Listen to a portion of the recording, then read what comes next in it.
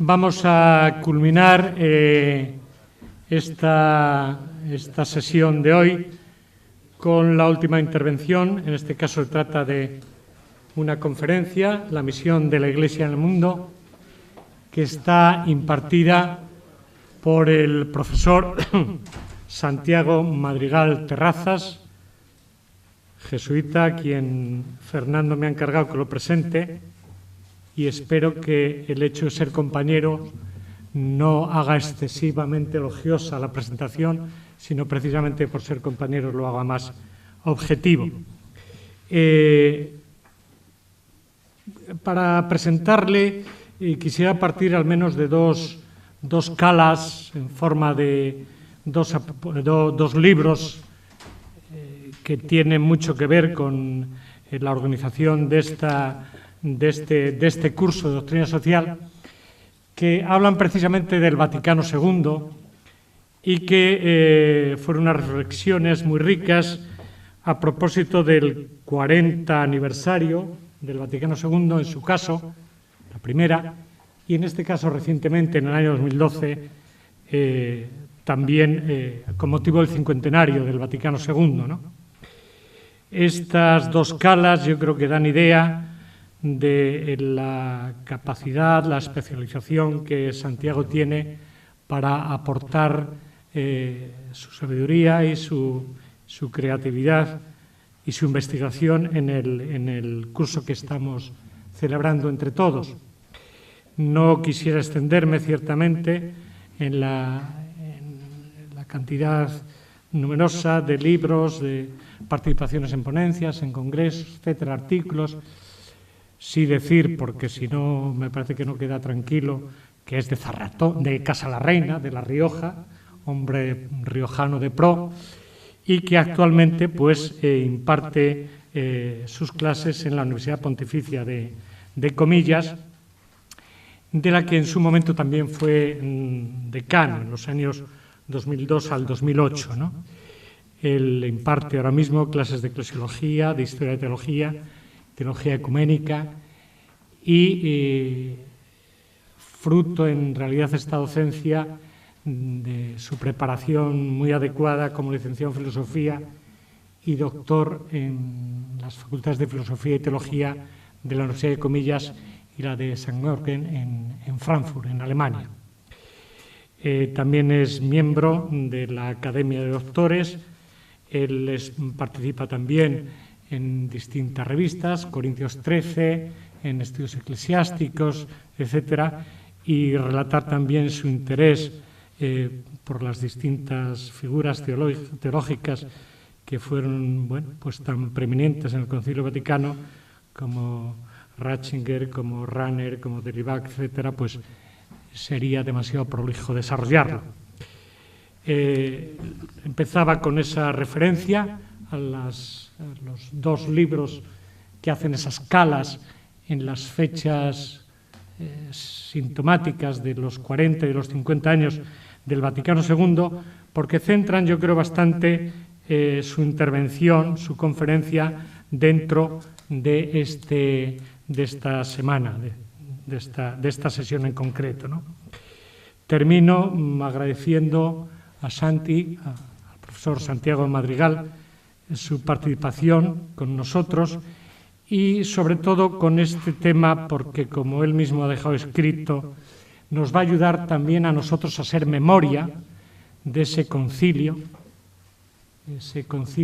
de la Iglesia sobre la misma Iglesia, ese concilio que mira hacia adentro y hacia afuera de ella misma y que con su intervención seguro que nos va a hacer pensar, avivar la mente para inscribirnos nosotros, todos, en esa especie de corriente viva, de tradición viva de la Iglesia que quiere precisamente contrarrestar algunas otras corrientes que no pretenden destacar tanto la función del Vaticano II.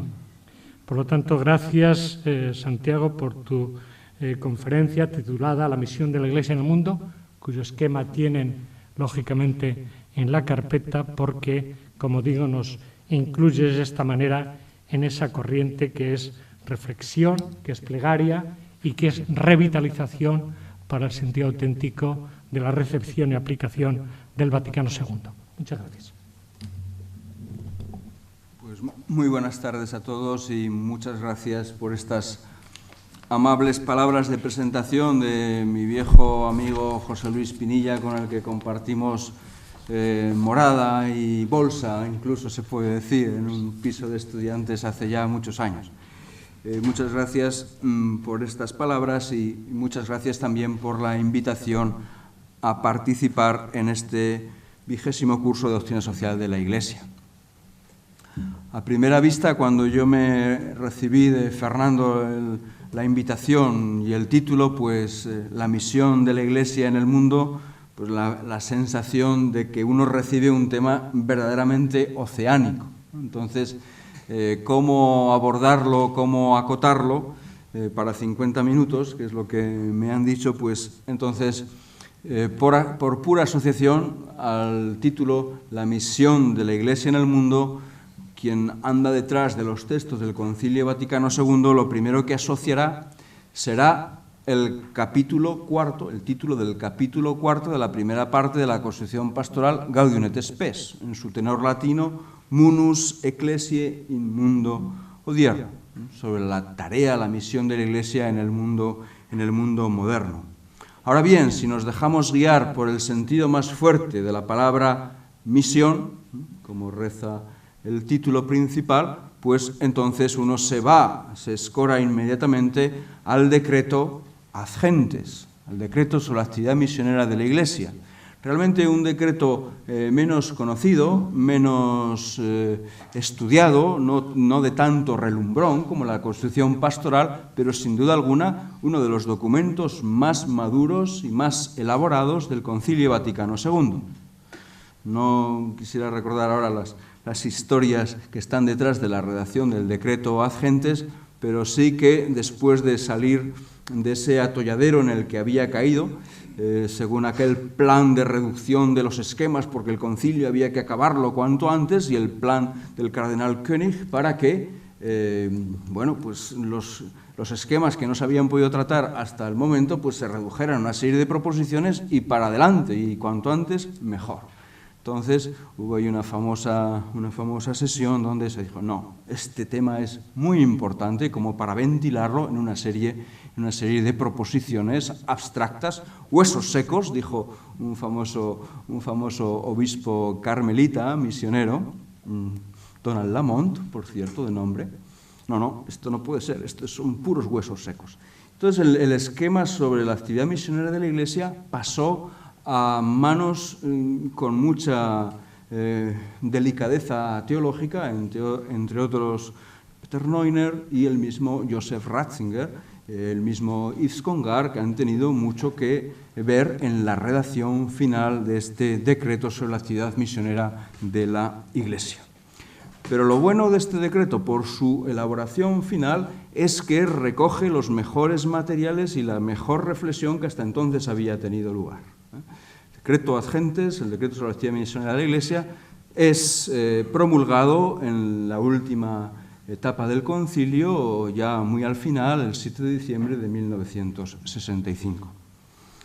Hacia aquí voy a escorarme, según ese primer punto de planteamiento, de la Constitución Pastoral al decreto sobre la actividad misionera de la Iglesia. Por ahí me voy a mover, pero voy a insistir en esa afirmación del decreto que recoge lo mejor de la Constitución dogmática sobre la Iglesia. La Iglesia es misionera por naturaleza, porque procede de la misión del Hijo y del Espíritu Santo, que es la raíz trinitaria de la Iglesia. Más aún, y esto no lo han dicho los intérpretes, los comentaristas católicos romanos del Concilio Vaticano II, lo ha dicho David Bosch, un gran misionólogo de tradición protestante y de origen sudafricano. Ha llegado a escribir: la Constitución dogmática sobre la Iglesia es misionera hasta los tuétanos. Quiere yo decir que si Lumen Gentium está empapada de la preocupación misionera y evangelizadora, todo el concilio y todos los documentos lo están. O dicho de otra manera, La clave de la misión es un transversal desde el que se puede hacer toda una lectura del Concilio Vaticano II. Por eso, en este curso, donde se quiere conmemorar el 50 aniversario del comienzo del Concilio Vaticano II, me parece que este debe ser, o para mí así lo entendí al ponerme a redactar esta ponencia. Teniendo de fondo la Constitución Pastoral, dar relieve especial al decreto sobre la actividad misionera de la Iglesia. Teniendo siempre de trasfondo como principio y fundamento, si así se quiere decir, la misma Constitución Pastoral, de la cual estuve hablando aquí en este mismo foro en el año 2005, cuando se celebró el 40 aniversario de la Constitución Gaudium et Spes, un curso que llevaba el título de La presencia de la Iglesia en una sociedad plural. Y a mí me correspondía hablar de los fundamentos teológicos de la relación Iglesia-sociedad. Es decir, ese capítulo cuarto de Gaudium et Spes que he mencionado al comienzo. Aquí y ahora lo tomo como punto de partida, pero me voy a ir escorando hacia el decreto sobre la actividad misionera de la Iglesia. En definitiva, detrás de todo el Concilio Vaticano II estuvo ese final de los Evangelios. Id al mundo entero y anunciad el Evangelio. Así lo entendió Juan 23, así estaba planteado en el esquema que el cardenal Suenens hizo llegar a Juan 23 y que se va a abrir paso a lo largo del concilio. Así lo entendió también Pablo VI, sobre todo en su encíclica programática Ecclesiam Suam, donde habla de un coloquio de salvación, donde se van ampliando distintos círculos de ese coloquio. Ese diálogo es la quinta esencia de la encíclica programática de Pablo VI y que tuvo su continuación en ese gran documento misionero del posconcilio, sin duda alguna bajo muchos aspectos insuperables, que es la exhortación apostólica Evangelii Nunciandi del año 1975, que sigue siendo el referente para hablar a día de hoy de la evangelización, y este planteamiento de la evangelización cristalizó en la encíclica de Juan Pablo II, Redemptoris Missio, del año 1990, y más recientemente para nuestros días, en la convocatoria de un sínodo sobre la nueva evangelización para la transmisión de la fe, que empezará el próximo mes de octubre. Bien, dicho esto, he trazado desde Gaudium et Spes hasta el decreto sobre la actividad misionera de la Iglesia, el objeto material de lo que yo voy a decir. Voy a volver sobre estos aspectos. Pero desde el punto de vista formal, echando mano de lo que nos reúne también en este año 2012 y próxima la celebración del 50 aniversario del Concilio Vaticano II, el próximo 12 de octubre, pues está programado el Año de la Fe. Bajo esta perspectiva, quisiera recurrir a un texto poco conocido, quizás, del Papa Wojtyła, pero a Juan Pablo II le cabe el mérito, primero, de haber sido uno de los padres conciliares que más ha tenido que ver con la redacción de Gaudium et Spes, en particular con el capítulo cuarto al que antes mencionaba, y también con la declaración sobre la libertad religiosa.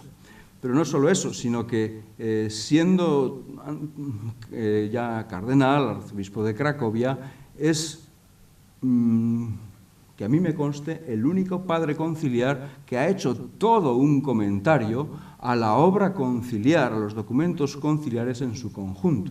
Original del año 1972, traducido al castellano en el año 1982, un libro con el título La renovación en sus fuentes sobre la aplicación del Vaticano II. Traigo a colación, de cara a esta celebración del Año de la Fe, porque precisamente Wojtyła en ese estudio del Concilio Vaticano II, con el que quería poner en dinámica de recepción y aplicación del concilio a su archidiócesis de Cracovia, entiende que el Concilio Vaticano II sobre todo es un enriquecimiento de la fe. Un enriquecimiento de la fe. Y que ese enriquecimiento ha de generar de forma consecuente determinadas actitudes. Todo ese estudio está hecho a partir de un binomio, que es renovar conceptos y renovar actitudes. Entiendo, por tanto, que mi exposición aquí, desde este punto de vista formal que tomo prestado de Juan Pablo II, pues es renovar conceptos, renovar las grandes intuiciones del Concilio Vaticano II, particularmente en ese ámbito de la evangelización y de la misión, renovar conceptos y las consecuentes actitudes. Evidentemente, en este terreno es caer en la cuenta de la llamada al testimonio que han de prestar todos los cristianos. Por ir cerrando ya esta larga introducción, quisiera, a modo de tesis, enunciar los tres contenidos fundamentales de mi exposición. Primero, desde los textos del Concilio Vaticano II, pero me da igual, desde los textos, las grandes constituciones hasta el decreto sobre la actividad misionera de la Iglesia, esta idea fundamental del concilio. La Iglesia es misionera por naturaleza. Primera tesis sobre las que voy a invitar a reflexionar. Segunda, en consecuencia, ser cristiano es ser misionero. Y por aquí habrá que recuperar gran parte de esa sección del capítulo 2 de la Lumen Gentium sobre el pueblo de Dios, donde el ser misionero forma parte de la participación en el sacerdocio de Cristo, en esa tarea profética, sacerdotal, regia de Cristo, de todo cristiano. Esta es una idea que está a la clave de la interpretación que Juan Pablo II hacía del Concilio Vaticano II. Finalmente, como tesis, y ahí está propuesto en este guión del esquema, la nueva evangelización ha comenzado con el Concilio Vaticano II. La formulación no es mía. Uno quisiera haber llegado mucho antes para muchas cosas, para haber inventado algo, pero no, se tiene que limitar a ser, por así decirlo, notario y registrador de la realidad. Esta es una afirmación que hace Juan Pablo II en ese libro de entrevista, Cruzando el umbral de la esperanza. Cruzando el umbral de la esperanza. La nueva evangelización ha comenzado con el Vaticano II. Yo la voy a utilizar aquí para hacer un recorrido por las maneras, las vicisitudes que ha ido tomando esta teología de la misión desde el Vaticano II hasta nuestro hoy, hasta este próximo mes de octubre en el que se va a celebrar esa 13ª Asamblea Ordinaria de los Obispos sobre la nueva evangelización. ¿Qué ha quedado por medio? Pues lo que antes he mencionado, Evangelii Nunciandi y Redentoris Missio. Este es, así a grandes rasgos, los pasos que voy a seguir en mi exposición, ciñéndome al guión que ahí tiene. En primer lugar, en ese punto segundo, voy a echar la vista atrás al Concilio Vaticano II y a recorrer como una de sus claves la apertura misionera de la Iglesia al mundo como estructura característica del Concilio Vaticano II. En un segundo momento indagaré un poquito en esa afirmación. La Iglesia es misionera por naturaleza, al hilo del capítulo 2 sobre el pueblo de Dios, la catolicidad del pueblo de Dios. Ahí me parece que está el fundamento básico y fundamental de esta afirmación. En tercer lugar, pues me detendré un momento sobre a esa Iglesia en estado de misión le corresponde, correlativamente, una vocación cristiana preñada de ese deseo misionero, vocación cristiana y conciencia de misión. En un paso ulterior haré ese recorrido por donde ha caminado la teología de la misión desde el Vaticano II hasta el día de hoy, y finalmente sacaré algunas conclusiones. Bien, voy entonces con un zambullirnos, un evocar el Concilio Vaticano II desde uno de sus aspectos más significativos. La expresión apertura de la Iglesia al mundo está tomada de un estudio de Joseph Ratzinger del año 1965, por tanto, cuando todavía estaba sin acabar el concilio, y él indicaba: aquí hay un vector muy importante, algo en torno a lo cual se está organizando todo el concilio. Pero es que en realidad, si los más mayores del lugar, no vamos a decir los más viejos, sino los más mayores, podrán recordar que el primer mensaje de los padres conciliares a los pocos días de estar reunidos, el concilio empieza el 11 de octubre de 1962, pues bien, para el 20 de octubre, cuando el mundo estaba al borde estuvo al borde de la guerra nuclear por la famosa crisis de Cuba, bien, los padres estaban lanzando un mensaje al mundo por iniciativa del dominico Cheny.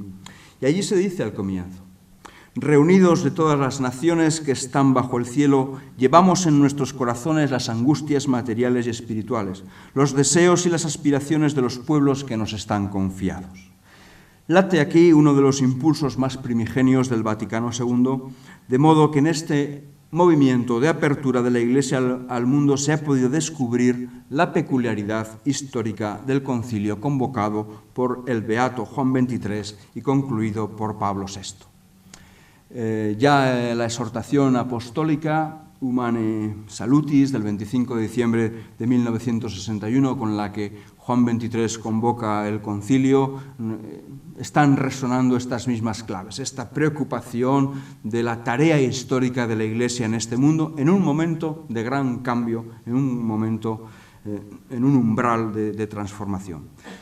Cito de esa Constitución Apostólica: se trata en efecto de poner en contacto con las energías vivificantes y perennes del Evangelio al mundo moderno.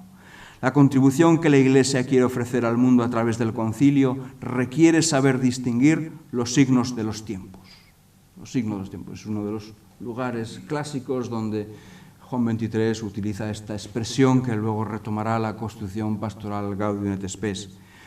Vino después el famoso radiomensaje del 11 de septiembre de 1962, es decir, un mes justo antes de la inauguración oficial del concilio, donde Juan XXIII se sirvió, primero, del texto final, del pasaje final del Evangelio de Mateo: id al mundo entero, anunciad el Evangelio, enseñad, bautizar, etcétera, etcétera.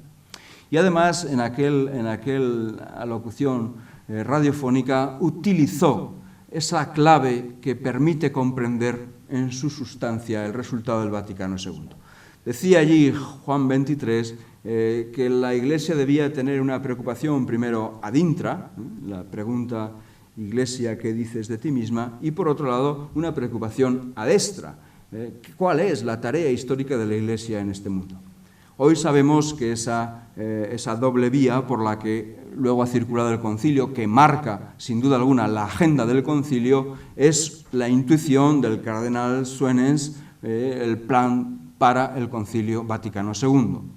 Nos encontramos por una y por otra dirección la gran Constitución sobre la vida interna de la Iglesia, Lumen Gentium, y también, por el otro lado, la Iglesia a destra, la Constitución Gaudium et Spes, pero de fondo el impulso misionero: id al mundo entero y anunciad el Evangelio.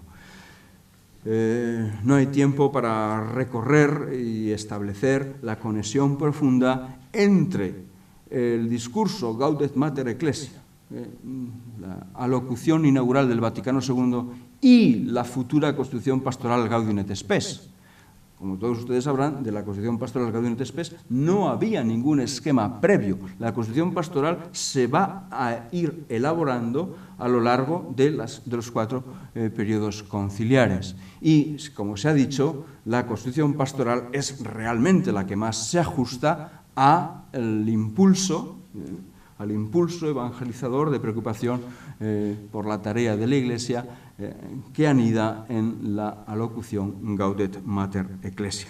No insisto más en ello, pero la modulación del concilio pastoral, anunciado en Gaudet Mater Ecclesia, pues encuentra su correlato, su plasmación en la Constitución Pastoral, eso sí, pues al final del concilio, después de muchos tiras y aflojas.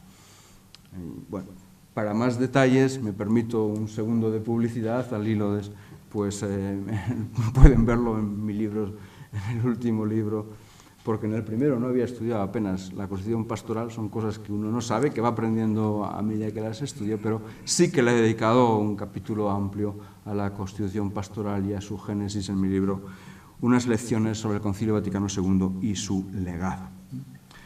Bien, que la humanidad se hallaba en un umbral decisivo de una nueva época, en una fase de nuevas transformaciones, esto está a la base de la idea del concilio de Juan XXIII. Y de ahí también el tipo de concilio perseguido y alentado por Juan XXIII en esa dinámica de un concilio pastoral. Si pasamos a la otra figura del concilio, a que lo lleva a término, Pablo VI, quizás un poco a rebufo del relumbrón del beato Juan XXIII, pero sin duda que Pablo VI se ha batido el cobre, y esto hay que decirlo en su favor, pues, se ha batido el cobre para sacar adelante una constitución como Gaudium et Spes, y en contra de muchas fuerzas a lo largo del desarrollo del concilio. La Constitución Pastoral estuvo a punto de fracasar, muchas veces como estuvo a punto de fracasar la Constitución sobre Dei Verbum, que aunque a algunos les parezca que son dos mundos distintos, en realidad tienen muchísimo en común, como trataré de decir muy brevemente.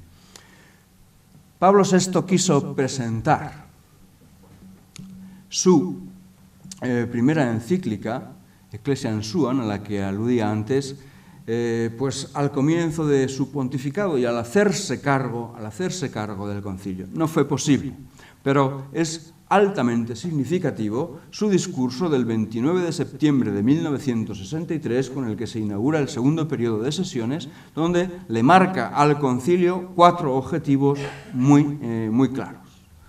El Concilio Vaticano II debe ocuparse, primero, del concepto de iglesia que dices de ti misma. Segundo, de la renovación interna de la iglesia. La palabra reforma entonces era políticamente incorrecta. Tercero, de la búsqueda de la unidad entre los cristianos. Y cuarto, por aquí se cuela Gaudium et Spes, el diálogo de la iglesia con el mundo contemporáneo. Y este cuarto objetivo, Pablo VI lo persiguió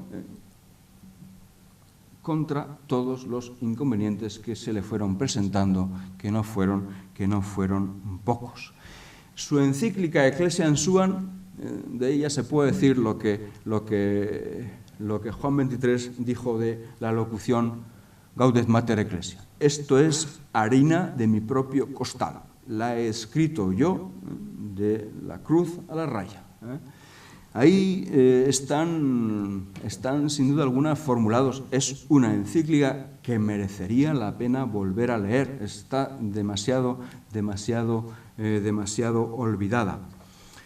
El gran amigo laico de Pablo VI, Jean Guiton, el profesor de la Sorbona, el primer y único auditor laico en el concilio durante el primer periodo de sesiones, después vinieron más, un filósofo de la Sorbona, amigo de Pablo VI, él describió el Concilio Vaticano II en estos términos. El Concilio Vaticano II se ha embarcado en 3 diálogos. El diálogo interno, que se acinta, el diálogo ecuménico y el diálogo con el mundo moderno. Y efectivamente por aquí ha caminado Ecclesiam Suam. Cito a título de ejemplo uno de los pasajes más celebrados de Pablo VI en Ecclesiam Sua. Dice así: las relaciones entre la Iglesia y el mundo pueden revestir muchas formas diversas entre sí. Teóricamente hablando, la Iglesia podría proponerse reducir al mínimo las relaciones, procurando apartarse del trato con la sociedad. Igualmente podría proponerse desarraigar los males que en ésta puedan encontrarse, anatematizándolos y promoviendo cruzadas contra ellos. Podría, por el contrario, acercarse a la sociedad profana para intentar obtener influjo preponderante e incluso ejercitar en ella un dominio teocrático. Y así otras muchas maneras. Parécenos, sin embargo, que la relación de la Iglesia con el mundo, sin excluir otras formas legítimas, puede configurarse mejor como un diálogo. Como un diálogo. Como un coloquio de salvación, dirá en otro lugar. Y en este punto merece la pena caer en la cuenta de la conexión profunda que tiene Gaudium et Spes con la Constitución sobre la revelación divina, sobre Dei Verbum. Esto es también parte de la misma concepción de la encíclica. Entre Dios y la humanidad se está dando un diálogo de salvación, un colloquium salutis. Siendo la religión un diálogo entre Dios y el hombre, hay que subrayar el origen trascendente de ese diálogo que instaura de modo muy específico la revelación acaecida en el Verbo de Dios. De modo que, instalada en esta misma lógica, y estas son palabras textuales de la encíclica, la Iglesia debe entablar diálogo con el mundo en el que tiene que vivir. La Iglesia se hace palabra, la Iglesia se hace mensaje, la Iglesia se hace coloquio. El diálogo es la consecuencia más lógica del ser de Dios, de un ser de Dios que es amor, como ha escrito el gran teólogo protestante Eberhard Jüngel. El amor pugna por declararse, por manifestarse, por empalabrarse. Esta es la esencia del concepto de la revelación cristiana. ¿Y qué es la revelación cristiana sino el diálogo que Dios ha establecido con la humanidad a fin de llevarla a su plenitud?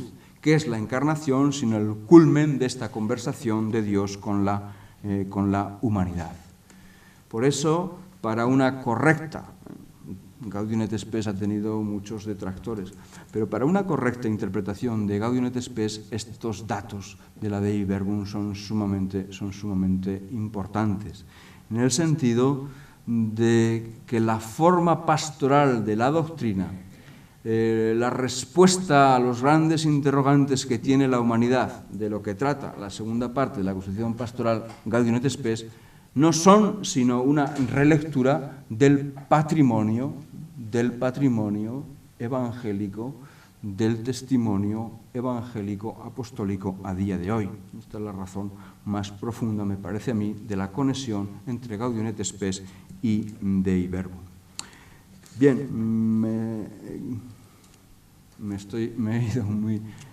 El tema me resulta de gran interés, pero lo dejo aquí, haciendo otra apreciación que puede ayudar a contemplar toda la obra conciliar desde esta clave de la apertura misionera, evangelizadora de la Iglesia al mundo. Y es que estoy convencido de que todos aquellos documentos que aparentemente obedecen al ayornamiento, es decir, a la renovación interna de la vida de la Iglesia, dígase el decreto sobre la tarea misionera de los obispos, Christus Dominus, dígase el decreto sobre el apostolado seglar, Apostolica Actuositate, dígase el decreto sobre la renovación acomodada de la vida religiosa, Perfecte Caritatis, dígase el decreto Presbyterorum Ordinis sobre la vida y ministerio de los presbíteros,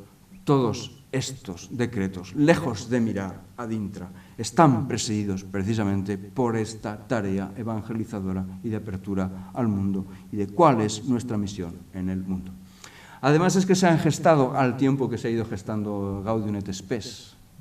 Gaudium et Spes ha tenido que esperar hasta el final. Dei Verbum ha esperado hasta el final. Y estos decretos de renovación de lo que hoy decimos las vocaciones cristianas se han ido haciendo en ese tiempo. La clave, id al mundo entero y anunciad el Evangelio. Cierro este apartado, ahí tengo puesto en el guión una sentencia, un comentario de Joseph Ratzinger a propósito de esta apertura de misiones de la Iglesia al mundo. El concilio marca la transición de una actitud conservadora a una actitud misional. Y la oposición conciliar al conservadurismo no se llama progresismo, sino espíritu misional. En esta síntesis radica en el fondo el sentido exacto de lo que significa y no significa apertura al mundo. Fin de la cita y cierro este apartado.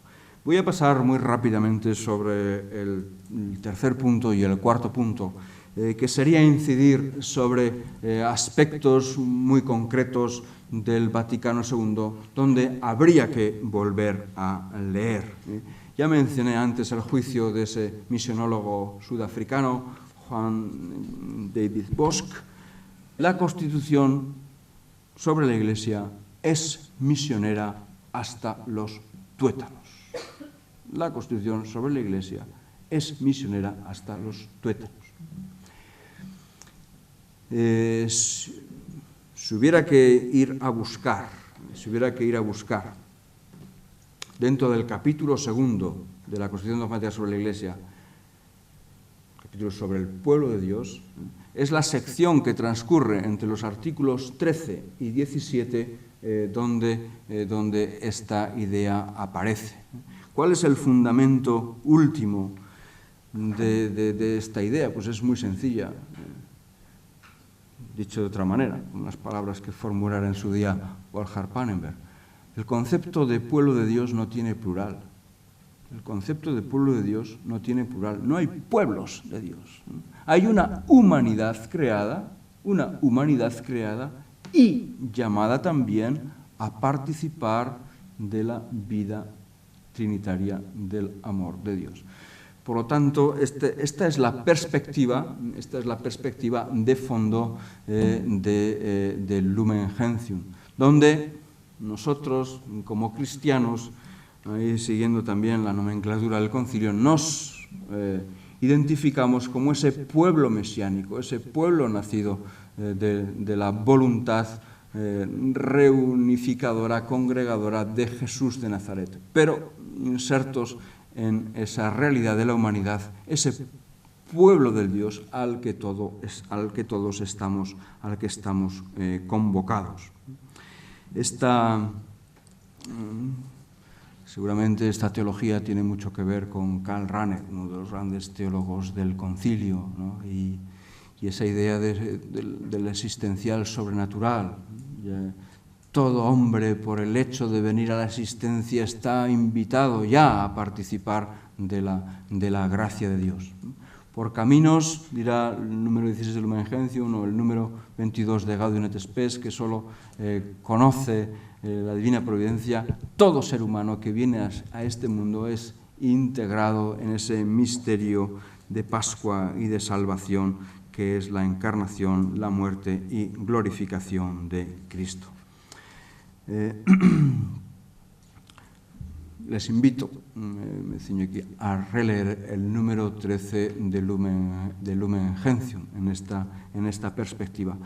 ¿Dónde está la razón de la catolicidad de todo el pueblo de Dios en esa condición de criaturas de Dios? Desde aquí,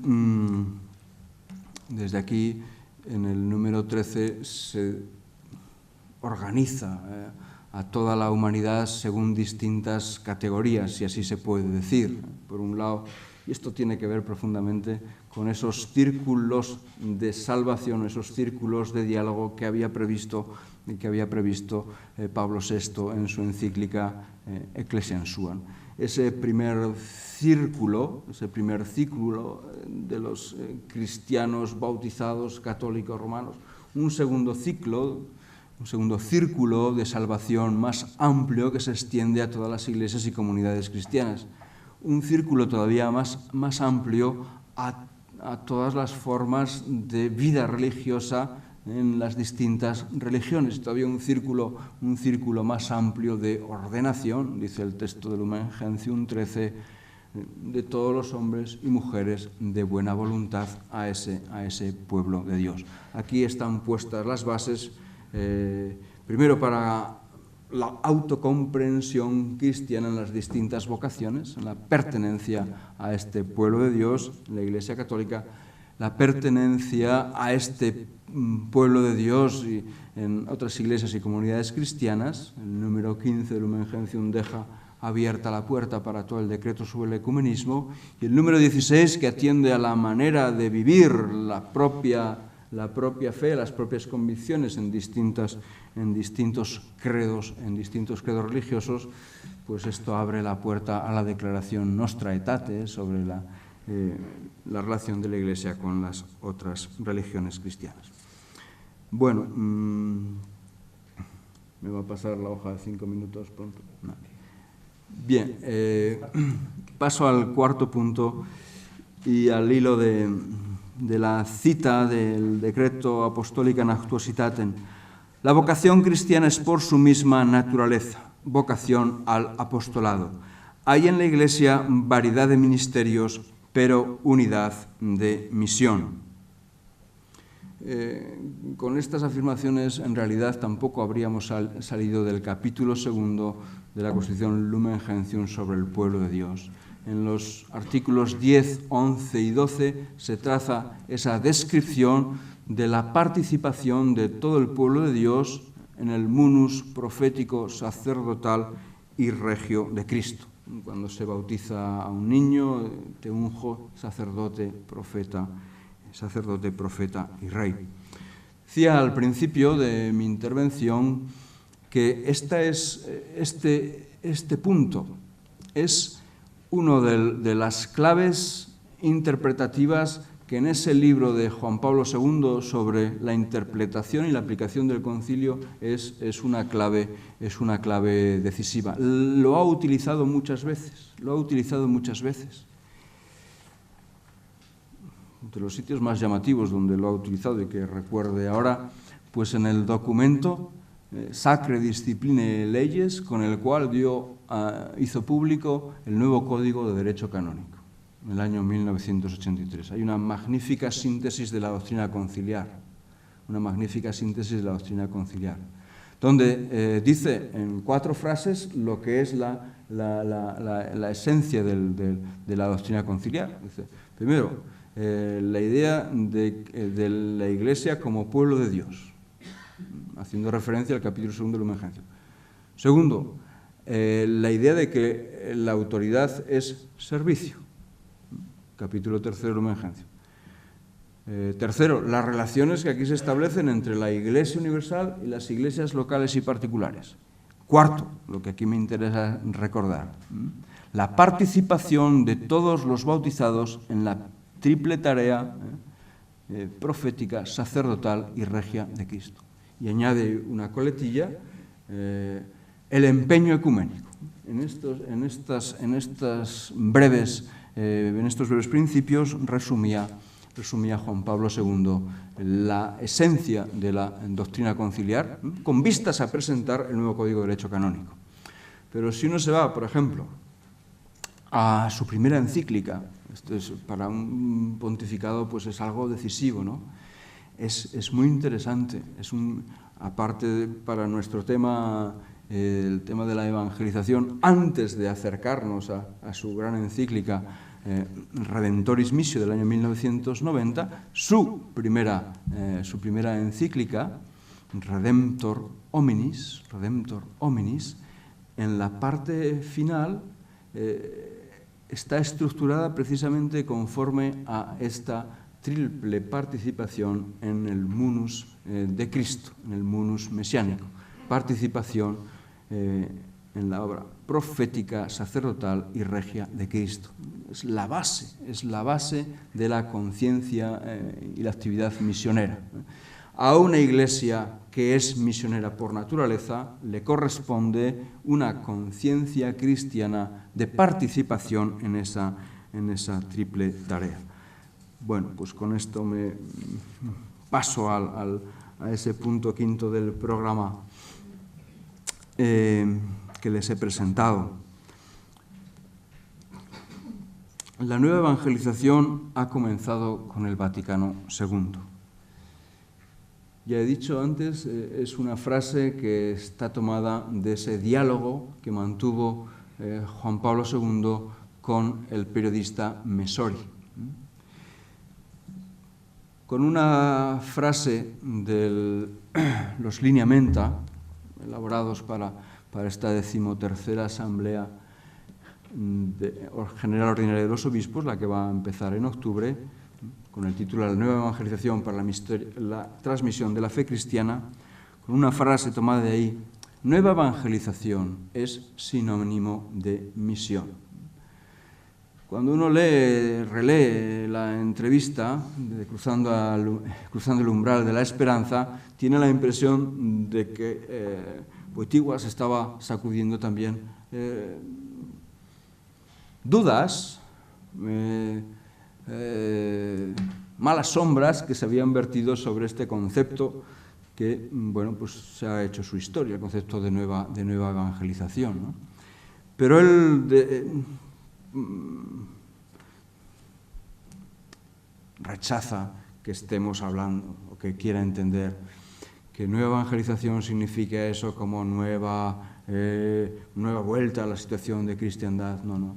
Más bien la idea que transmite ahí es: el mundo nos está planteando nuevas situaciones, nuevos retos, nuevos desafíos. Si estamos empleando, esto lo dice casi textualmente, la palabra nueva evangelización, es por la frecuencia que este término ha adquirido desde la exhortación apostólica Evangelii Nunciandi del año 1975. Por ahí se mueve su explicación y su comentario. Bien, si uno quisiera seguir hoy el camino que ha seguido la reflexión o la teología de la misión evangelización, debiera empezar, pues como he empezado yo, por el decreto ad gentes, con un examen, un análisis mucho más riguroso. Debiera detenerse, sin duda alguna, en Evangelii Nunciandi y en la gran encíclica misionera Redemptoris Missio del año 1990. Son los tres documentos más citados que ofrecen las bases de reflexión a estos lineamientos, sin ningún tipo de duda. Diciendo una palabra de cada uno de ellos, pues evidentemente el decreto ad gentes ha roto con aquella mentalidad anterior donde las misiones tenían un significado muy restringido. Missio ad gentes, misiones extranjeras. No que esta perspectiva no interese o no esté presente en el decreto, pero es más bien el decreto la toma de conciencia de que toda la Iglesia es misionera, puesto que procede del gran envío misionero del Hijo y del Espíritu Santo. Existe la misión porque Dios ama al género humano y los cristianos participamos en esa vida y en esa misión trinitaria de Dios. Ya llevamos algunos años hablando de nueva evangelización. Antes de aquella primera acuñación que suele fijarse, y aquí es un dato tomado de los lineamenta, suele fijarse en la homilía pronunciada por Juan Pablo II el 9 de junio de 1979 en Polonia. Pero, como ya he indicado, los hitos fundamentales, o el hito fundamental, habría que situarlo en la exhortación apostólica Evangelii Nunciandi de Pablo VI. Gracias. En 5 minutos termino. El fundamento de la teología misionera propuesta en Evangelii Nunciandi es el ministerio concreto de Jesús y su predicación del reinado de Dios. De manera que esta predicación define toda la misión de Jesús, se dice en el número 6. Jesús de Nazaret, dice en el número 7, es el primer evangelizador. En este documento se opera una identificación entre evangelización y misión, y por eso podría escribir Pablo VI: la tarea de la evangelización de todos los hombres constituye la misión esencial de la Iglesia.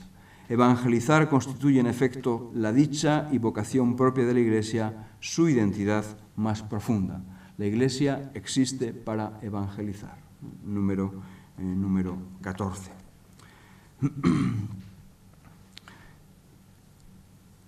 Con Redentoris Missio del año 1990, Juan Pablo II quiso celebrar el 25 aniversario del decreto Ad Gentes. Y ahí, pues, anticipa un lenguaje que luego ha entrado a formar parte del texto de los lineamenta. Ese lenguaje de los escenarios que también se ha escogido como título de este curso, los nuevos escenarios de la Iglesia en la evangelización de lo social. Ese lenguaje de los areópagos, de los nuevos escenarios, ya está ahí presente en Redentoris Missio. Y estos lineamenta, ahí he extractado ese párrafo más largo de las páginas que está al final de la página 43, pues lo traigo aquí para ir cerrando este bloque. Nueva evangelización. Se encuentran muchas definiciones en los lineamenta. Aquí una de ellas. La capacidad de parte del cristianismo de saber leer y descifrar los nuevos escenarios que en estas últimas décadas han surgido dentro de la historia humana, para habitarlos y transformarlos en lugares de testimonio y de anuncio del Evangelio.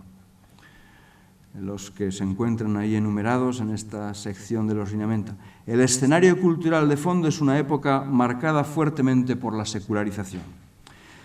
El fenómeno cultural de la migración, el escenario de los medios de comunicación social, el escenario de una duradera crisis económica, el escenario de la investigación científica y tecnológica, el escenario de la política. Bien, todos estos se catalogan en los lineamenta como nuevos areópagos donde están aflorando temas y sectores que han de ser iluminados con la luz del Evangelio. En concreto, el compromiso con la paz, el desarrollo y la liberación de los pueblos, la mejora en los mecanismos de gobierno mundial y nacional, la construcción de formas posibles de escucha, convivencia, diálogo y colaboración entre diversas culturas y religiones, la defensa de los derechos del hombre y de los pueblos, sobre todo las minorías, la promoción de los más débiles, la protección de la creación y el compromiso con el futuro de nuestro planeta. Muy brevemente, recapitulando este recorrido que ha venido haciendo la teología de la evangelización y la misión. Se podría formular así. Si nos detenemos un momento y reflexionamos sobre el avance de esta teología de la misión, que desde la Constitución Pastoral ha ido madurando de la mano del decreto conciliar Ad Gentes, de la exhortación apostólica Evangelii Nunciandi y de la encíclica Redentoris Missio, podemos percibir la huella límpida de esta constelación de ideas. Primero, la misión como participación en la misión del Dios uno y trino. Segundo, la misión como servicio liberador en pro del reino de Dios. Tercero, la misión como anuncio del Jesucristo Salvador universal. A juicio de dos misionólogos, Bevans y Schroeder, estas serían las constantes que han de ser trasladadas a los distintos contextos. Y estos dos misionólogos reconocen además que esos tres documentos magisteriales convergerían hacia un enfoque común que establece un modelo de misión como diálogo profético. Voy concluyendo. La Iglesia hace la misión y la misión hace la Iglesia. Detrás de esta cláusula puede resonar esa máxima que rehabilitó el padre Henri de Lubac de la patrística para decir La Iglesia hace la Eucaristía y la Eucaristía hace la Iglesia. Si ese teologúmenon puede ser tan importante para la vida interna de la Iglesia, aquí tenemos otro tan importante. Y esta también es, me parece a mí, de una lectura de estos lineamenta el mensaje final. ¿Qué tipo de misión hacemos? Está modulando también el tipo de iglesia que somos. Y si nuestra evangelización es deficiente, pensemos también qué tipo de iglesia queremos crear. Me parece que esta es una idea muy de fondo de los lineamenta.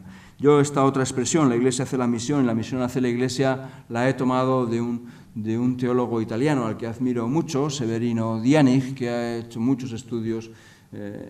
Uno de los títulos de sus libros, Iglesia extrovertida, una eclesiología dinámica, una eclesiología de la misión. Es decir, el tema de la misión no puede ser algo periférico para nuestra comprensión de la Iglesia, pensando en una especie de misión ad gentes, misiones extranjeras, no. La dinámica de la evangelización y la dinámica de la dinámica misionera es constitutiva de nuestro propio ser eclesial. Por eso concluyo con un pasaje del decreto ad gentes, ese pasaje que se ha llamado el decálogo del testimonio. El decálogo del testimonio. Es el artículo 11 del decreto sobre la actividad evangelizadora de la Iglesia, que recoge bien el espíritu de diálogo y de anuncio como mensaje final para plantear este tema de la misión de la Iglesia en el mundo. Un decálogo. Primero, estrechar las relaciones de estima y amor entre los hombres. Segundo, mostrarse miembros vivos del grupo humano en medio del cual se vive. Tercero, participar a través de las relaciones y actividades en la vida cultural y social. Cuarto, familiarizarse con las tradiciones nacionales y religiosas de los otros. Quinto, descubrir aquellos gérmenes de las semillas del verbo que hay en ellos. Sexto, seguir atentamente la evolución profunda que se verifica en los pueblos. Séptimo, esforzarse para posibilitar que en los otros despierte un deseo más vehemente de la verdad y del amor revelado por Dios. Octavo, conocer a los hombres en medio de quienes se vive animados por el Espíritu. Noveno, dialogar sincera y pacientemente mostrando las riquezas que Dios ha dado. Décimo y último, iluminar esas riquezas con la luz del Evangelio, liberándolas y encaminándolas hacia Dios Salvador. Muchas gracias.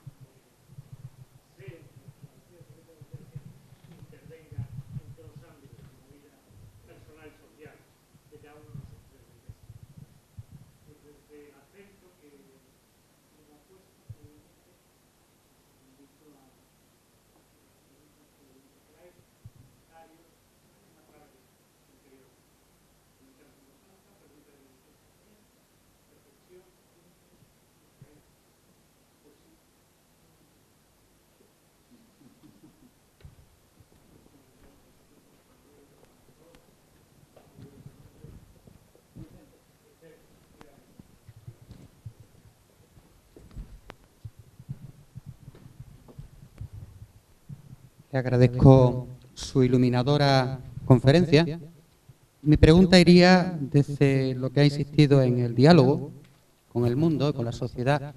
Mi pregunta sería la siguiente. ¿Qué actitudes debemos vivir como Iglesia para hacer real el diálogo en una sociedad como la nuestra, la española, plural, secularizada, marcada por la situación tan crítica que estamos viviendo, para realizar lo que es su tarea, la labor misionera? Iría más en la línea de ¿qué actitudes?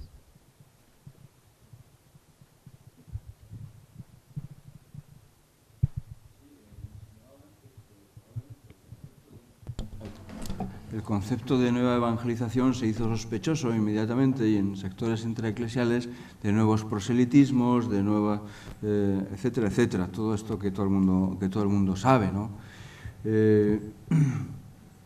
A ese respecto, y aquí no me ha dado tiempo a referirme a ello, pero el convencimiento de que tenemos un mensaje que llevar a la humanidad, esto hay que hacerlo en ese dilema que se plantea inmediatamente al anuncio misionero, que es cómo establecer un diálogo, cómo no hacerlo impositivo, ¿no? Hay una buena porción de reflexiones del concilio, todo lo que tiene que ver con la libertad religiosa, que ofrece, así grosso modo, el trasfondo fundamental de cómo alguien que está convencido de que tiene un anuncio, tiene algo que llevar. Citaba antes lo de Bernhard Jüngel, ¿no? El amor pugna por empalabrarse, el amor pugna por comunicarse, por decirse. Claro, esto evidentemente hay que hacerlo desde la clara conciencia de que a nadie se le puede obligar a creer en una dirección o en otra, y esto no lo puede hacer ni una autoridad política, ni lo puede hacer una autoridad religiosa, sino que la esencia de la fe es otra cosa, es otro sentimiento. Por tanto, ¿qué tipo de actitudes son necesarias para ese diálogo y ese anuncio leal, caballeroso? Pues yo creo que las mejores disposiciones hay que buscarlas en las reflexiones que se han hecho acerca de la libertad religiosa o también en el terreno. Yo me estoy moviendo en el cuerpo doctrinal del Concilio Vaticano II, pues ver también lo que ahí en la declaración sobre la relación de la Iglesia con las otras religiones no cristianas se dice de respeto, y en este terreno además se ha ido más allá de lo que los textos del Concilio Vaticano II dicen, ¿no? En el concreto de las otras creencias religiosas, pues la perspectiva del concilio en los años 60 todavía era muy pequeña. Apenas tienen entrada, por ejemplo, las grandes cosmovisiones de las religiones orientales que hoy tan en boga están. Ciertamente esta perspectiva el Vaticano II no la ha trabajado. Hay documentos después que han ido en esa línea, pero yo creo que fundamentalmente las condiciones, las formas de ese diálogo están ahí, bueno, pues en el reconocimiento de la dignidad de la persona humana, que es el fundamento sobre el que se edifica la Declaración sobre la Libertad Religiosa, ¿no? La dignidad de la persona humana. El papel, los documentos lo aguantan todo, la teoría lo aguanta. Yo sé la teoría muy bien, ya sé que las preocupaciones más concretas en un mundo social hostil, con unos medios de comunicación hostil, que puede ir más por ahí más la pregunta, pero yo creo que en una actitud bien fundada en la propia identidad y en la propia vivencia del Evangelio, ha de hacer valer esos valores de dignidad, respeto a la opinión de los otros, Hay pasajes tremendos de Gaudium et Spes, a lo mejor se nos han olvidado del capítulo 4, donde de la misma manera que ha habido persecución para el fundador, podrá haber persecución, etcétera, etcétera, ¿no? No es fácil moverse en ese terreno. ¿Sí? Allí, no, soy yo. Segundo y después tercero, y después viene aquí el compañero. Bueno, yo quería hacerte una pregunta o dos, pero que yo reconozco que estamos viviendo una situación muy difícil, muy complicada actualmente. E incluso circulan cosas por Internet que acusan muy fuertemente a la Iglesia. ¿Por qué no habla la Iglesia? Todos sabemos que ha dicho algunas cosas la Iglesia sobre la situación. Pero, claro, la gente dice, es que la Iglesia ha perdido el Evangelio, ya no habla. Yo estas cosas las he recogido a veces que me las mandan por Internet. Claro, me las mandan porque sabe que soy sacerdote, ¿no? Y me las mandan. Bueno, la segunda parte es que mi opinión, mi impresión, y me gustaría que tú, si puedes, me iluminaras un poco, es que me parece que esta situación económica, social que vivimos está muy manipulada y se está aprovechando asociaciones internacionales de inversores de la situación de empobrecimiento que hay a veces en algunos países europeos, como es España, como es Italia, como los demás países del Mediterráneo, ¿no? Y, bueno, nada más, quería si me puedes contestar algo a estas preguntas y nada más. Aquí. Agradezco. Juan Luis y después Sí. Sí, pregunto ya cuando... Juan Luis, es lo mismo. Juan Luis te cede la palabra. Cuando quieras. Me da igual, ¿eh? O sea, que no, todavía nos queda un rato. Bien. Yo no sé si voy a hacer una pregunta o un comentario. En primer lugar, felicitarte y darte las gracias, porque escuchándote de esa manera tan sintética y tan fina de ir llevándonos por lo que es fundamental, pues yo estoy repasando mentalmente pues parte de mi vida y de mi militancia, de mi formación en concreto, que yo me he formado en estas claves que tú has ido aquí diciendo. Y luego, cuando hacían la insistencia en Ecclesiam Suam, en el tema del diálogo con el mundo, y que yo soy de las personas que me he creído eso a pie juntillas, y he hecho el ridículo muchas veces, porque cuando he intentado dialogar con algo o con alguien de ese mundo, pues he podido percibir un cambio importante. En los primeros años de la transición, los años 70, los años 60 y tanto, era fácil dialogar con personas no creyentes del mundo de la izquierda, que es donde yo fundamentalmente he desarrollado mi militancia. Era fácil dialogar porque entendían que, bueno, de una teología intimista a plantearte el compromiso y la misión, pues ya era muy importante. Pero luego después, cuando han ido avanzando los años, yo he podido percibir que nosotros hemos querido dialogar con el mundo, pero ese mundo de la política, de la economía, del sindicato, no tiene mucho interés en dialogar con nosotros.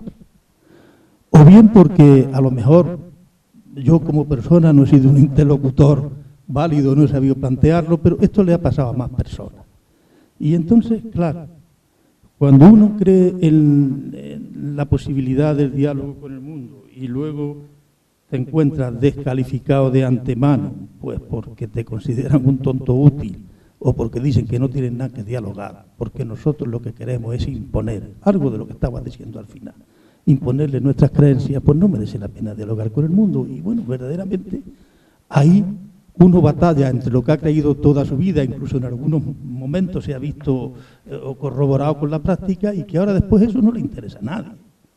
De tal manera que hay muy pocos cristianos que con conciencia cristiana quieren dialogar con el mundo de la política, en el de la economía ni hablemos. Y ya no voy a seguir hablando más porque ya me has entendido. Gracias. Bien, yo no sé qué prefieres, si contestar a las dos intervenciones intervenciones que ha habido. Sí, mientras o bien... tengo me acuerdo de las preguntas, sí, si no... Vale. Bueno, Pues no, dos palabras más. Bueno, que casi son como intervenciones o comentarios. Yo ceno muchas noches con alguien que usted conocerá, pues, que es el padre José María Martín Patino, ¿no? Que tiene la Fundación Encuentro, que ha tenido tanto que ver con la transición española desde la época de Tarancón, y probablemente transmite esta misma impresión, ¿no? Que bueno, pues también forma parte del momento más esplendoroso del Concilio Vaticano II, por lo que yo tengo leído. La prensa estaba esperando a ver qué decía, qué hacía esta Iglesia, y pronto se le pasó ese interés. Gran parte de lo que los escritos de Joseph Ratzinger reflejan al poco tiempo del concilio, ese desencanto, primero por la crisis interna que se ha provocado, y por otro lado pues porque ya este mundo no nos presta atención. Bueno, los datos no se pueden ocultar, están ahí, y seguramente pues esa impresión que ha reflejado, no nos consideran sino tontos útiles o no quieren negociar con nosotros. Bueno, yo creo que desde el punto de vista de lo que no se puede perder, de lo que es el último mensaje de Gaudium et Spes y del Evangelio, es: dad al César lo que es del César y al Dios lo que es de Dios, y que hay toda una serie de cuestiones que nos afectan al cristiano como le afectan a cualquier ciudadano. Pero aquello de Rousseau, ¿no? Las dos cabezas del águila, Rousseau decía en el contrato social que a los cristianos se le da, pues eso, dos legislaciones, dos escalas de valores. Por un lado es ciudadano, tiene una cierta soberanía, y por otro Rousseau era partidario de cortar una de las cabezas del águila, ¿no? Pero esto no es la entraña del Evangelio, mal que nos pese, Dad razón de vuestra esperanza. Y de lo que uno no puede hurtar es su responsabilidad, primero como ciudadano, pero como ciudadano cristiano. Y por ahí, por el número 44 de Gaudium et Spes, se insiste en ese que ese puede ser el gran pecado de los cristianos, el retraerse de estas responsabilidades que son las que tiene cualquier ciudadano, y que como cristiano también hay que dar una respuesta, ¿no? Aunque, bueno, pues no es fácil, pero las grandes cuestiones, ¿para qué se escribe Gaudium et Spes? ¿Para qué se escribe Gaudium et Spes? Pues para no practicar una especie de teología ahí perdida en el limbo de los justos, pero cuáles son las cuestiones que afectan a la humanidad. Y en aquel tiempo las que se sentían, yo las había perfectamente indicado el cardenal Suenens en su primer plan para el concilio, que son hoy por hoy los 5 capítulos de la segunda parte de la Constitución Pastoral. Temas de la sociedad familiar, conyugal, tema de la economía, de la política, de la paz y del desarrollo. ¿Hemos mejorado mucho en esto? Pues no lo sé, pero son cuestiones insoslayables, quizás todavía más complejas, Lo que se dice en estos lineamientos, lo que decía en la encíclica Redentoris Missio de los areópagos, son estas mismas cuestiones. Yo creo que hay una grandísima continuidad, porque Gaudium et Spes es como una especie de sinfonía inacabada, donde se le pueden ir añadiendo cuestiones y además el tema de la misión es rabiosamente contextual, en el sentido de que nuestros problemas son nuestros problemas, enlazando con lo que decían ahí, nuestros problemas de una sociedad concreta, como es la española, con una crisis económica de caballo, con unas fuerzas políticas como son, pues muy pobres, ¿no? Muy pobres. También nosotros seremos muy pobres, pero pero desde luego nuestra clase política no es para ponerla en un pedestal. A lo mejor la que hizo la transición, y eso sí, pero la que hay ahora, no sé. Bueno, entramos aquí en opiniones. No tengo yo, para el problema que planteaba de crisis, pero sí, bueno, leo también, a mí no me envían, yo soy de los que se flagela o tortura leyendo Religión Digital casi todas las mañanas. Y bueno, pues estas voces críticas que llegan de todos sitios y unas son más desenfadadas, otras son más, pero bueno, pues esta continua petición de una voz pública a nivel de la Iglesia, la Conferencia Episcopal sobre esta crisis, bueno, pues esto basta, la Religión Digital, y esto está a la orden del día. Yo creo que esto también sería... Juan Luis, después vas tú y después... Sí, yo me reitero en el agradecimiento por la exposición, tanto en el fondo como en la forma, porque en la medida en que se desarrolla uno como que se va enriqueciendo. Mi pregunta es, detrás de los 4 decretos que ha citado del Concilio como renovación interna referido a las personas, el Papa Juan Pablo escribió 4 exhortaciones que están en paralelo. Detrás de Presbyterorum Ordinis, Pastore Dabo Vobis, detrás de Apostolica Actuositatem, Christe Fidelis Laici, detrás de Perfecte Caritates, Vita Consagrata, y detrás de Christus Dominus, ceremonial de obispo, no. Pastores Gregis, esto es, ¿no? Bueno, como habrás estudiado todo esto en profundidad, a veces yo tenía la impresión que cuando nos ofrecíais estas exhortaciones era como ponernos un poco mascadas lo que detrás de los decretos estaba. ¿Tiene algún significado esto realmente en el pensamiento del Beato Juan Pablo? Yo tengo preparada otra conferencia sobre eso.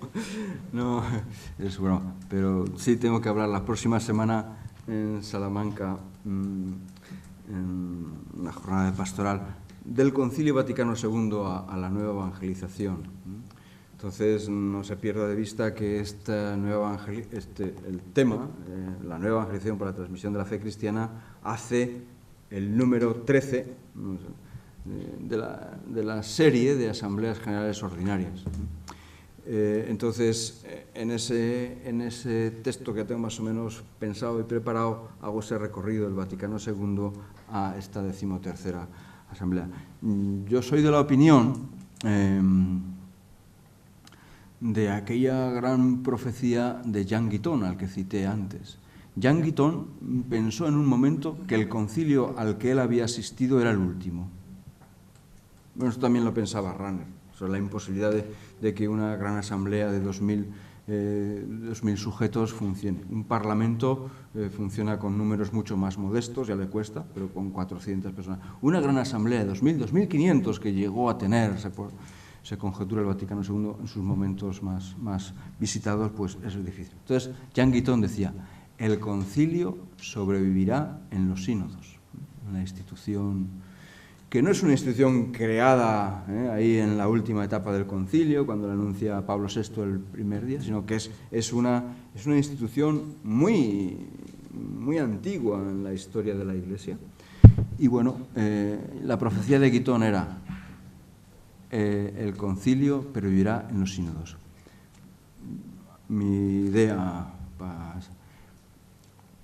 no hay ni un solo tema de los grandes temas tratados por el concilio que no se les haya dado una vuelta, o 2 o 3, en los sínodos. Y efectivamente, el elenco de los que usted ha citado, la vocación laical, del 87, el sínodo 87, y después vino Christi Fidelis Laici, sobre la vida consagrada, sobre el problema de la formación de la vida religiosa, sobre la tarea de los obispos. Pero bueno, también está el gran sínodo extraordinario del 85 sobre la recepción del Concilio Vaticano II. Supongo que para el 2015 habrá uno en ese sentido, ¿no? efectivamente, yo creo que se puede hacer un seguimiento de todos los grandes temas del concilio siguiendo la cadena de sínodos. Yo aquí he seguido, porque tienen más que ver con la problemática y con la temática y documentos oficiales, pues de Ad Gentes hasta Redentoris Missio, pero se podría seguir perfectamente, efectivamente, todos esos.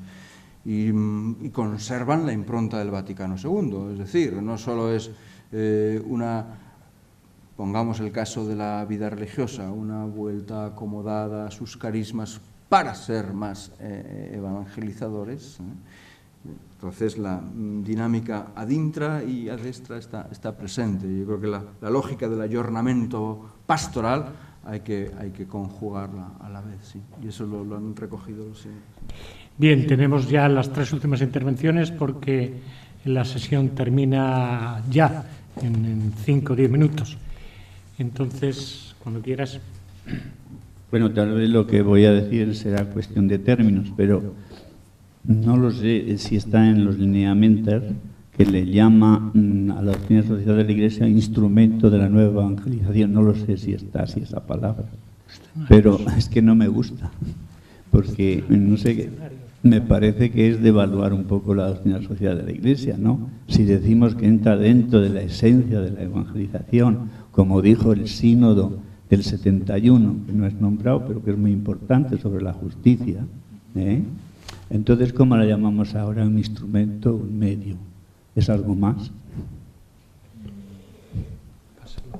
La verdad es que no lo sé, no me consta si yo lo he ciertamente... ¿Perdón? Como un instrumento de la nueva evangelización. No lo sé, es decir, lo he leído con bastante detenimiento, eso sí, también desde mi propia preocupación y mi propio interés. Entonces... En el sínodo del 71 está muy claro, ¿no? Entra dentro de... sí, el sínodo del 71 fue bifronte el tema. La primera cuestión era la crisis de vocación sacerdotal, que fue uno de los temas, el sacerdocio ministerial. El otro tema fue el de la justicia en el mundo, y fue preparando la tercera asamblea, la del 74, sobre la evangelización. Yo no sé, bueno, no sé si aparece así, instrumento, pero ahí no aparece instrumento de evangelización en los lineamientos, no aparece, pero aparece en centésimos años, hacia el número 54 más o menos, ahí sí, centésimos años, como instrumento de evangelización. Bien, tú mismo y después Maya y cerramos. Vamos a cambiar el chip y vamos a ir a la parte secular. Evidentemente el concilio ha sido anterior a un acontecimiento que yo creo que ha cambiado un poco la historia del mundo. Y el acontecimiento lo asume Juan Pablo II perfectamente, que es la caída del muro de Berlín en el año 89, y prácticamente se ha quedado exclusivamente el capitalismo liberal como único en el mundo. Juan Pablo II de alguna forma también lo bendice con matices, ¿no? Porque es lo que hay. Claro, ¿qué pasa ahora? Porque yo el último ensayo que he estado leyendo sobre este particular, a mí me ha impregnado, ¿no? ¿Y por qué? Hay aquí una parte en el número 5 que evidentemente está ahí hoy, que es las mejoras en los mecanismos de gobierno mundial y nacional. Sinceramente, ¿qué es lo que está pasando con eso? Yo, por lo último que he leído, el mundo va hacia un dominio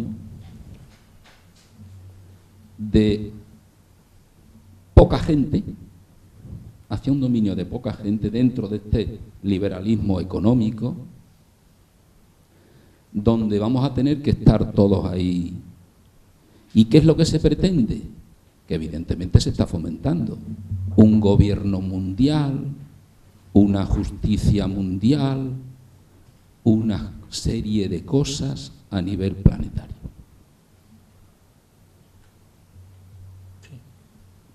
Claro, yo digo, ¿cómo pretendemos dialogar nosotros con este panorama que se nos va a avecinar?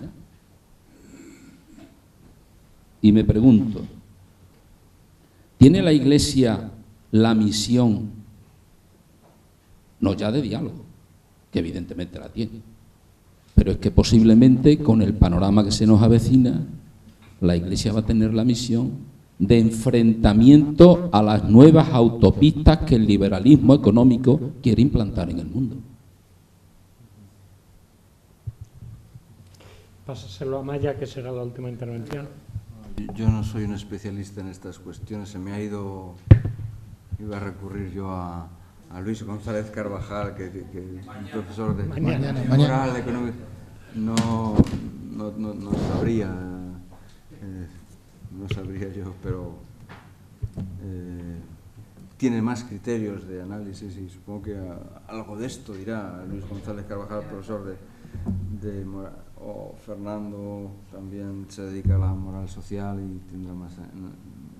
Yo me siento sin armas, es decir, no soy ningún especialista, no podría decirle, para hacer ningún análisis más allá de lo que usted hace. Sí.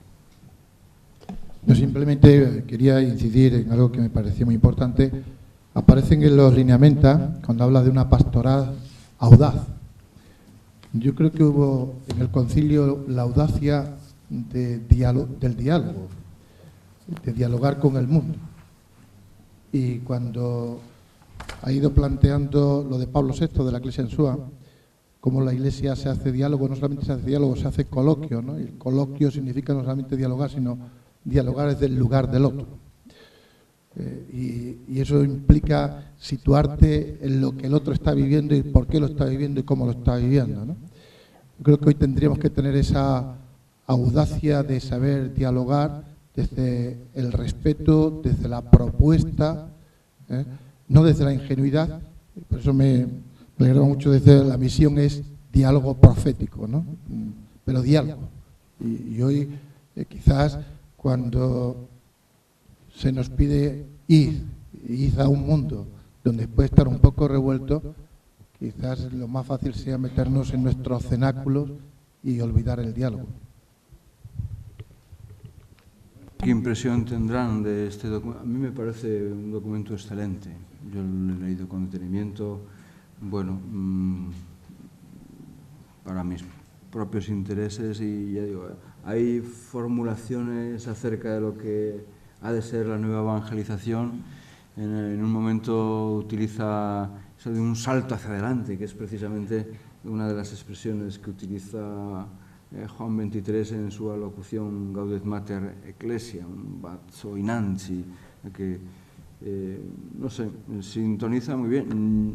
Tuve ocasión también de oír a Rino Fisichella, lo invitamos en octubre del año pasado en la Facultad de Teología de aquí de la Universidad de Comillas. Él está detrás de todo esto, a que hablará de la nueva evangelización y ya ha publicado un pequeño librito. Bueno, la verdad es que da gusto oír el planteamiento en esa dirección de la persona que está encargado de ese dicasterio creado para la nueva evangelización. Realmente, pues bueno, o sea, yo creo que es hondo, profundo y enlaza con lo que con las mejores intuiciones de la Constitución pastoral y eso no podría decir más. Bien, pues muchísimas gracias a todos. Hemos empezado a las 9:30 con la intervención de Felipe García Mateos, después Juan Pablo García Maestro, aproximación teológica a la cuestión social, esa mesa redonda tan rica sobre catequesis, formación de la DSI y doctrina social. Y hemos terminado con esta conferencia de Santiago Madrigal que cierra este día del martes. Mañana miércoles comenzaremos a las 10 de la mañana con la conferencia de don Francesc Torralba Rosselló y la ponencia de clausura de Luis González de Carvajal. He contabilizado cerca de 7, 8 intervenciones en la tarde de hoy, incluso algún comentario en voz alta. Eso da idea de lo que nos has sugerido, de lo que nos has planteado y de los retos que significa revivir las fuentes del concilio. Muchas gracias, Santiago. Mañana, como es día, ya se acaba mediodía y algunos salen rápidamente con la última ponencia, que son muy interesantes como la de hoy, por tanto hay que quedarse. Tendremos la Eucaristía para los residentes aquí, los que estén fuera y quieran venir, a las 8:30 de la mañana en la capilla, y así ya vamos bien.